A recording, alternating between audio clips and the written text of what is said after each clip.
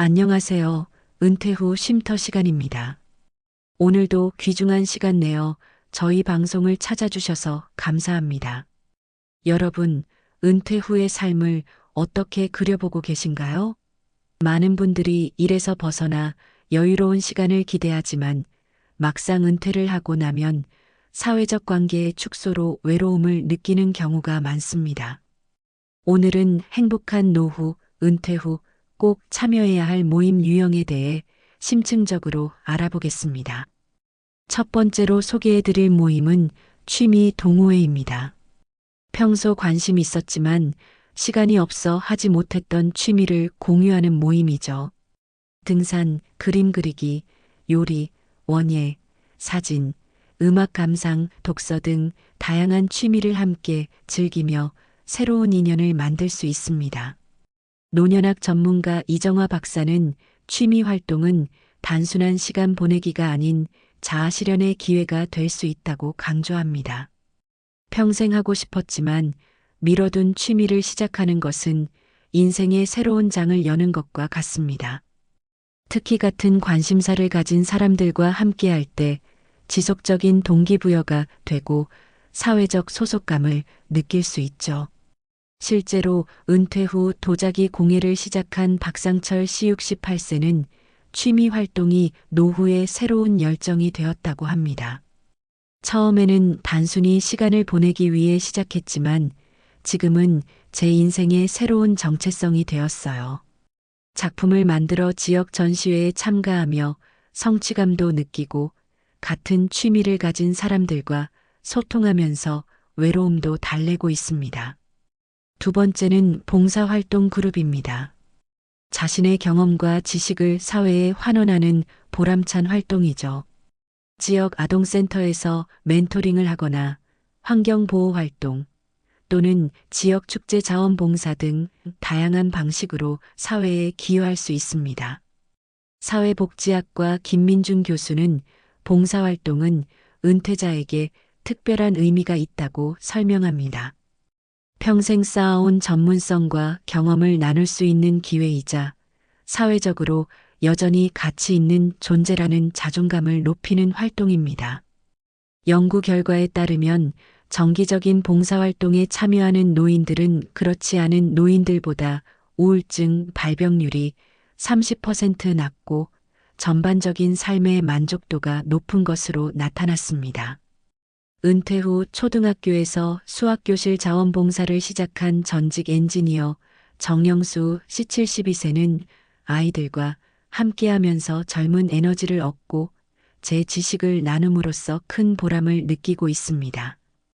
특히 선생님 덕분에 수학이 재미있어졌어요 라는 아이들의 말에 더 열심히 하게 됩니다. 봉사활동이 단순히 남을 돕는 것이 아니라 제 삶의 활력소가 되었어요. 라고 말합니다. 세 번째는 학습 그룹입니다. 배움에는 끝이 없다고 하죠. 은퇴 후에도 대학 평생교육원, 노인대학, 문화센터 등에서 새로운 지식을 습득하며 지적 호기심을 충족시킬 수 있습니다. 외국어, 역사, 철학, 문학, 디지털 기기 활용법, 재테크 등 다양한 분야의 강좌가 있어요. 교육 노년학자 박지연 박사는 지속적인 학습은 인지기능 저하를 예방하고 뇌 건강을 유지하는 데 매우 효과적이라고 강조합니다.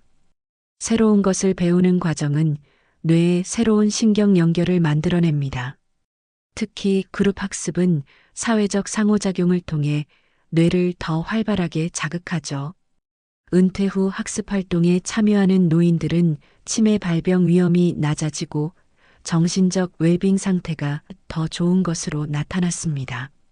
요즘은 온라인 강좌도 많이 활성화되어 있어서 집에서도 쉽게 참여할 수 있다는 장점이 있습니다.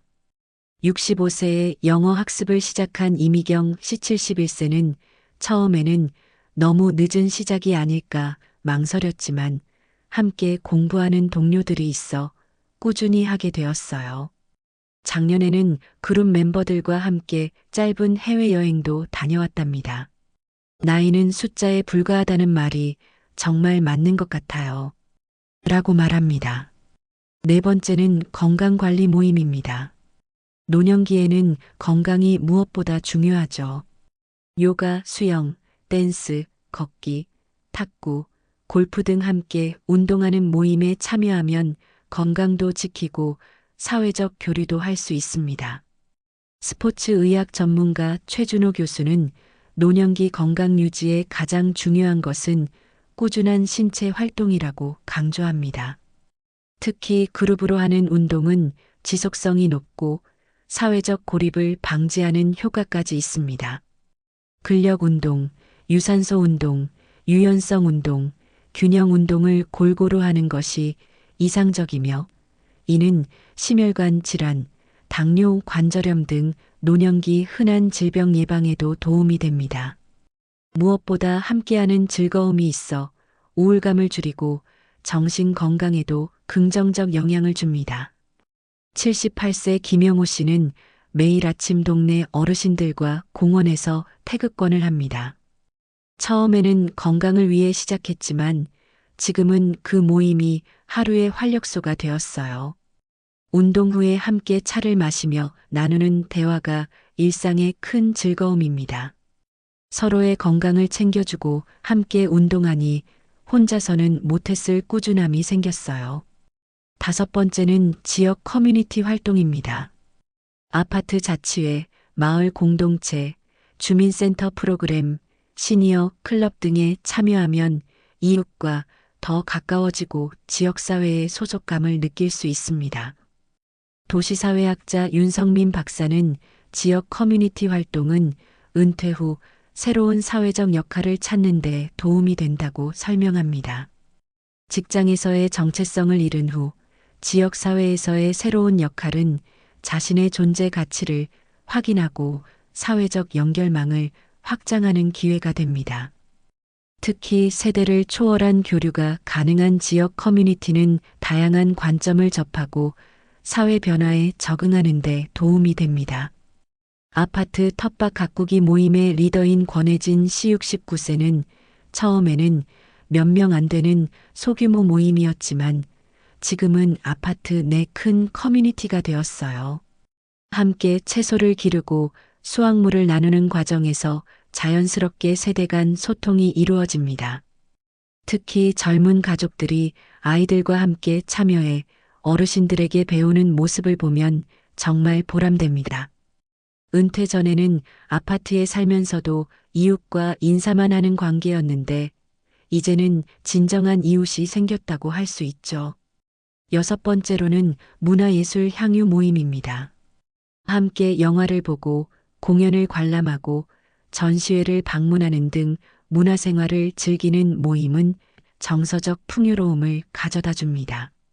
문화심리학자 한지영 교수는 문화예술 활동은 감성을 자극하고 삶의 질을 높이는 효과가 있다고 말합니다.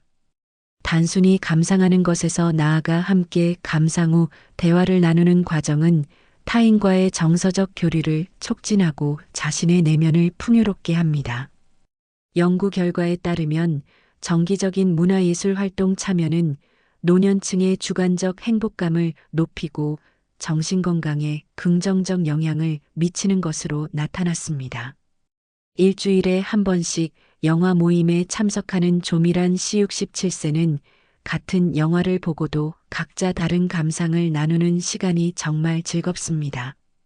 젊은 세대의 관점도 들을 수 있어 세대 차이를 줄이는데도 도움이 되고요. 문화생활을 혼자 하면 외롭지만 함께하니 더 풍성한 경험이 됩니다. 라고 말합니다.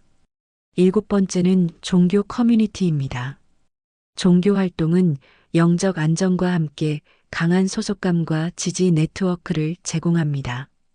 종교사회학자 임태준 박사는 종교 커뮤니티는 노년기 정서적, 영적 지지의 중요한 원천이라고 설명합니다. 믿음을 공유하는 공동체는 삶의 의미와 목적을 제공하고 죽음이나 상실 같은 노년기 특유의 실존적 문제를 함께 고민하고 위로받을 수 있는 환경을 조성합니다. 또한 종교기관을 통한 다양한 봉사활동은 사회적 기여 기회를 제공하죠. 20년 넘게 교회 활동을 해온 이순자 씨 76세는 종교 활동은 단순한 신앙생활을 넘어 제 삶의 든든한 버팀목이라고 말합니다. 교회 식구들은 제 가족과도 같아서 기쁨은 함께 나누고 어려움은 서로 돕습니다. 특히 배우자를 먼저 보낸 후 교회 공동체가 큰 위로가 되었어요. 함께 기도하고 성경을 공부하고 봉사활동을 하면서 삶의 의미를 다시 찾았습니다. 8번째는 평생학습 교류 그룹입니다. 퇴직자 협회, 동문회, 전직 동료 모임 등 과거 직업이나 교육 경험을 공유한 사람들과의 만남은 귀중한 네트워크가 됩니다. 조직심리학자 송재훈 교수는 직업적 정체성이 강했던 사람들에게 이러한 모임은 특히 중요하다고 강조합니다. 평생 쌓아온 전문성과 경험을 여전히 인정받고 공유할 수 있는 환경은 자존감 유지에 큰 도움이 됩니다.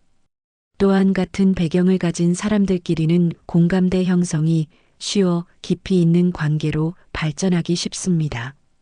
30년간 교직에 있다가 은퇴한 박영미 씨 70세는 퇴직 교사 모임을 통해 지속적으로 교육 분야의 변화를 접하고 후배 교사들과 교류하는 것이 제 지적 호기심을 충족시켜 줍니다. 때로는 교육 정책에 대한 제안을 하거나 멘토링 프로그램에 참여하기도 하는데 이런 활동들이 제가 여전히 사회에 기여하고 있다는 느낌을 줍니다. 라고 말합니다. 마지막으로 가족 모임의 중요성도 잊지 말아야 합니다. 자녀와 손주들과의 정기적인 만남, 형제자매와의 모임, 친척 간의 교류를 통해 가족 간의 유대를 강화하는 것이 노년의 행복에 큰 영향을 미칩니다. 가족치료 전문가 장수민 박사는 가족은 가장 기본적이고 중요한 사회적 지지 체계라고 강조합니다. 노년기에는 배우자, 상실, 자녀의 독립 등으로 가족 구조의 변화를 경험하게 되는데 이때 확장된 가족 네트워크와의 정기적인 교류는 정서적 안정과 소속감을 제공합니다. 특히 조부모로서의 역할은 새로운 정체성과 삶의 의미를 부여하죠. 다만 상호 존중과 적절한 경계 설정이 중요합니다. 매월 가족의 날을 정해 자녀, 손주들과 모이는 김태호 씨 74세와 이영숙 씨 72세 부부는 이런 정기적인 만남이 세대 간 이해를 깊게 하고 가족 간의 사랑을 확인하는 소중한 시간이라고 말합니다. 손주들에게 우리의 지혜와 경험을 전해주는 기회가 되고 반대로 젊은 세대의 문화와 생각을 접하면서 저희도 계속 배우고 있어요. 가족이라는 울타리 안에서 서로 다른 세대가 공존하는 법을 함께 익히고 있습니다. 지금까지 은퇴 후 참여하면 좋을 다양한 모임 유형에 대해 알아봤는데요. 모든 모임에 공통적으로 중요한 것은 꾸준함입니다. 한두 번 참여하고 그만두는 것이 아니라 지속적으로 참여하면서 관계를 쌓아가는 것이 중요해요. 또한 노년학 전문가들은 너무 많은 모임에 참여하기보다는 자신에게 정말 의미 있고 즐거운 모임을 선택해서 깊이 있게 참여하는 것이 좋다고 조언합니다. 모임을 통해 단순히 시간을 보내는 것이 아니라 자신의 가치와 재능을 발휘하고 의미 있는 관계를 맺으며 지속적인 성장과 학습을 이어가는 것이 중요합니다. 은퇴 전에는 직장이라는 하나의 커뮤니티에 속해 있었다면 은퇴 후에는 다양한 커뮤니티에 참여함으로써 더 풍요로운 사회적 네트워크를 형성할 수 있습니다. 이것이 바로 은퇴 후 더 행복한 삶의 비결이 아닐까요? 오늘 이야기를 정리해보면 은퇴 후의 행복한 노후를 위해서는 취미 동호회, 봉사활동, 학습그룹, 건강관리 모임, 지역 커뮤니티 활동, 문화예술 향유 모임, 종교 커뮤니티인 평생학습 교류그룹, 그리고 가족 모임 등 다양한 사회적 활동에 참여하는 것이 중요합니다. 이를 통해 외로움을 달래고 새로운 목표와 의미를 찾으며 건강한 인간관계를 유지할 수 있습니다. 여러분의 은퇴 후 삶이 이러한 다양한 모임을 통해 더욱 풍요롭고 행복하길 바랍니다. 오늘도 은퇴 후 쉼터를 청취해 주셔서 감사합니다. 이 채널이 도움이 되셨다면 구독과 좋아요 부탁드립니다. 다음 시간에도 유익한 정보로 찾아뵙겠습니다. 감사합니다.